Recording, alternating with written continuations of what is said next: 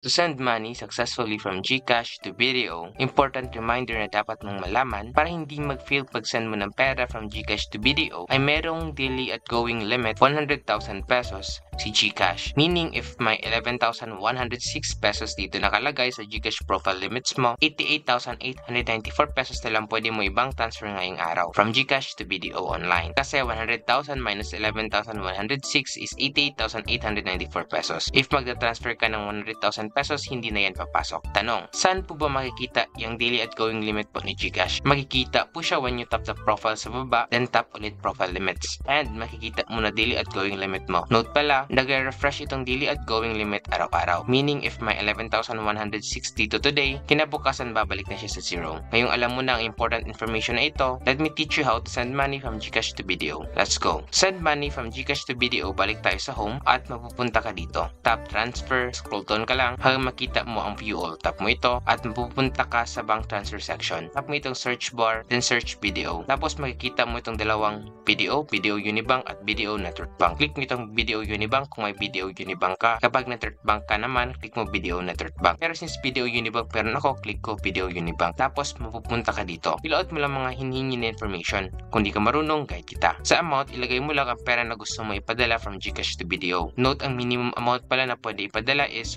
1 peso. Ang maximum naman na pwede ipadala per transaction is 50,000 pesos. Note, if gusto mo i-transfer lahat ng pera mo from GCash to BDO, sabihin natin assuming pares tayo ng remaining GCash balance, ang pwede mo lang ilagay ay 2,100. 2,100? Bakit? 2,100 lang kasi may 15 pesos na bayad sa pag-bank transfer. 2,115 pesos na balance minus 15 pesos na fee, so 2,1 na lang pwede mo i-send. Kaya 2,100 nilagay ko. Pero since for tutorial lang ito, 100 lang ibang transfer ko. Kaya ginawa kong 100 instead of 2,1. Sa account name naman, ilagay mo lang full name na ginamit mo sa iyong BDO Unibank account tulad ng ginawa ko. Sa account number naman, ilagay mo lang account number ng BDO account ng pagpapadalhan mo ng pera. Sa send receipt naman, option lang ito, pwede mo na dilagyan, pero if need mo resibo just in case magka-problema, lagay mo na lang din.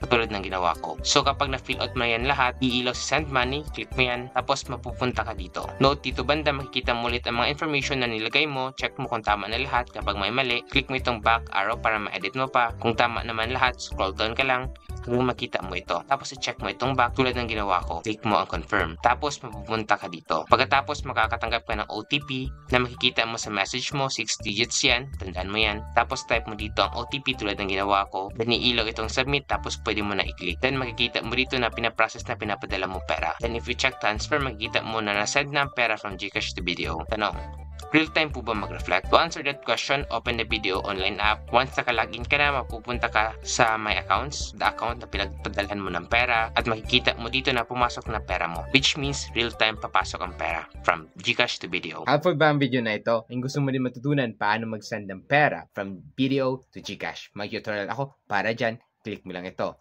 O di kaya gusto mo din matutunan paano mag-cash in sa GCash sa 7-Eleven, may tutorial din ako para dyan, click mo lang ito. So if you want more videos like this, don't forget to like and subscribe.